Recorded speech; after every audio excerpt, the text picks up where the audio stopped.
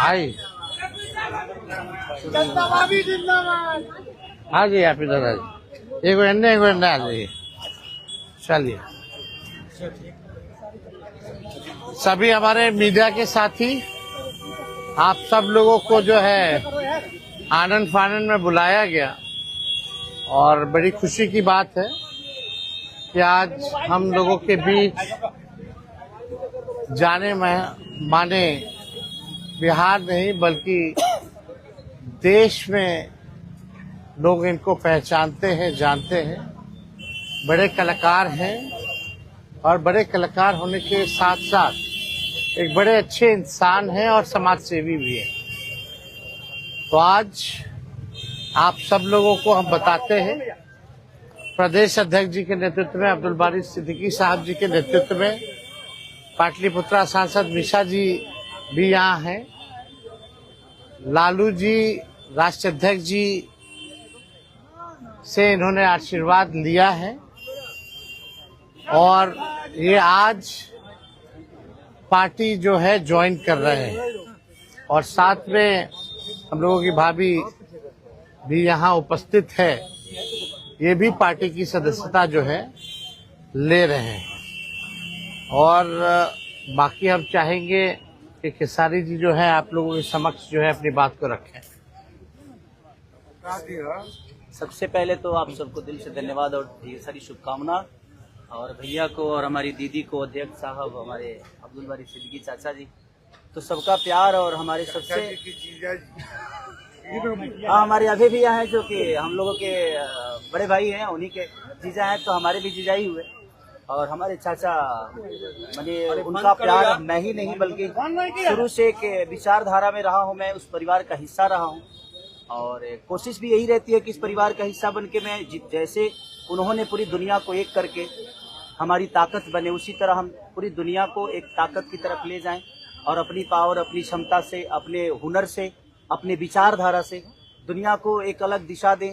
जो चीज़ें हमारे बीच में अभी तक हम अधूरे हैं, मैं हमेशा कोशिश यही रहा है कि जिस तरह मैं मुंबई शहर में रह के अपने बच्चों का परवरिश कर रहा हूँ, अच्छे स्कूल दे रहा हूँ, अच्छे अस्पताल दे रहा हूँ, उसी तरह हमारे बिहार के बच्चों का भी भविष्य हमारे बच्चों की तरह तय हो और हमारे बच्चों को बाहर गांव ना जाना पड़े। और उस विचारधारा में हमेशा भैया आगे रहे हैं और आप लोगों ने 17 महीने में इनका कारनामा देख ही लिया था।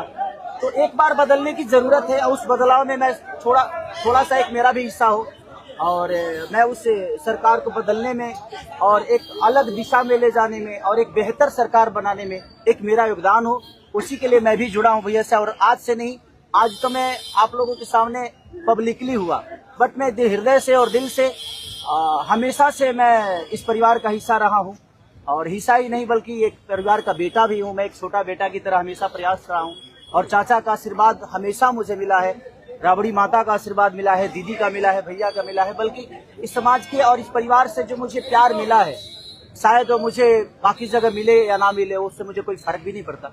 बट मैं हमेशा प्रयास करता हूँ कि एक बेहतर दिशा में जो चीजें चल रही है, आज आप सब लोग बदलाव चाहते हैं, मैं ही नहीं, मुझे लगता है कि पूरा बिहार बदलाव चाहता है और उस बदलाव में एक मेरा भी योगदान हो, इसीलिए इस बदलाव के साथ मैं भी जुड़ना है। देखिए एक मिनट, जैसा इन्होंने कहा कि कोई एमएलए मुख्यमंत्री और सरकार बनाने की बात नहीं है बल्कि हम लोगों को बिहार बनाने का काम करना है और हम लोग नए सोच के हैं, नया बिहार बनाना है। पढ़ाई, दवाई, कमाई, सिंचाई, सुनवाई और कार्रवाई वाली सरकार हो। एक ऐसा बिहार बनाए जो पलायन मुक्त हो, बेरोजगारी जो है जड़ से समाप्त हो, महंगाई गरीबी खत्म हो, कारखाने लगे, निवेश आए, उद्योग आए, शिक्षा चिकित्सा व्यवस्था जो है बेहतर हो।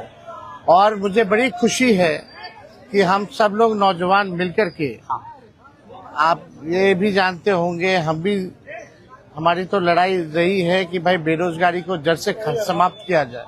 17 महीने 5 लाख नौकरी दिया गया, 3.5 लाख नौकरी प्रक्रियाधीन कराया गया, 4.5 लाख नियोजित शिक्षकों को राजकीय कर्मी का दर्जा दिया गया।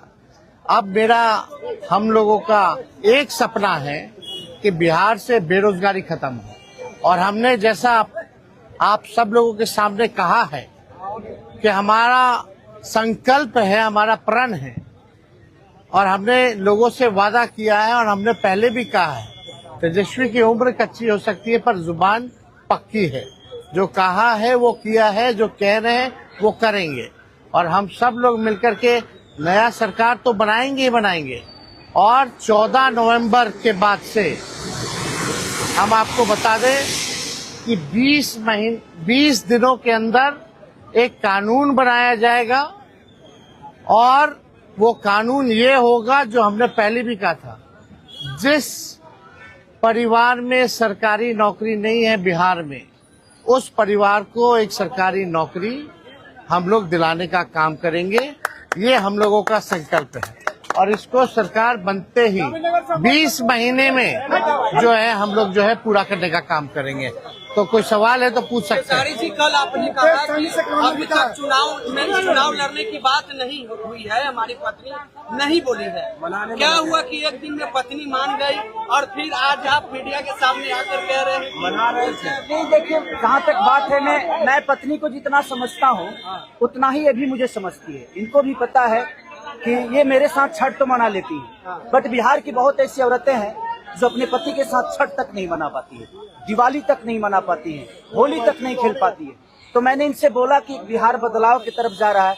हम चाहते हैं कि हमारे यहाँ के माता बहन बेटी 24 घंटा अपने पति की सेवा करे और 24 घंटा अपने परिवार के साथ वो पति रहे, वो इंसान रहे। तो ये तभी संभव है जब हमारे यहाँ रोजगार होगा।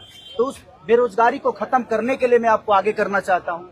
तब इन्होंने उस बात को समझा और उसके बाद हम लोग आए हैं और प्रयास है कि हर वो महिला, हर वो बेटी, हर वो बहन, हर वो भाई, हर वो बेटा अपने पिता के साथ रहे, हर वो बहन अपने पति के साथ रहे, हर वो भाभी अपने भाई के साथ रहे। तो मेरी ये प्रयास है कि आजीवन जिस तरह बाकी शहरों में लोग अपने पति पत्नी के साथ, अपने परिवार के साथ, अपने माँ बाप के साथ रह के और खुशियों के त्योहार में रहते हैं, उसी तरह हमारा बिहार भी कोई जाए ना, गुजरात के लोग यहाँ आकर काम करे, कलकत्ता के लोग यहाँ आकर काम करे, दिल्ली के लोग यहाँ आकर रोजगार करे। हम यही चाहते हैं और इस संवाद के साथ आप सबको चुनाव आप लड़िएगा या पत्नी लड़ेगी? चुनाव आप लड़िएगा या पत्नी लड़ेंगी आपकी? ये लड़े चाहे मैं लड़े, अर्धांगिनी है ना, एक ही बात है। देखिए जीवन में पति पत्नी का जो प्रेम होता है ना, वो दुनिया में उससे बड़ा प्रेम नहीं है। माँ बाप के बाद अगर कोई संभालता है किसी बच्चे को, वो आपकी अर्धांगिनी ही होती है। तो मैं लड़ूं या ये लड़े, बात एक ही है। आरजेडी आपने क्यों चुना? आरजेडी बता तो दिए सर, एक ही चीज में क्या बदलाव होता है वहीं मैं रुकता हूँ, वहीं रहता हूँ। अब शहर में हर जिला में जाऊंगा मैं। अब हर जिला में चलिए सदस्यता जो है ज्वाइन करा, चलिए आइए।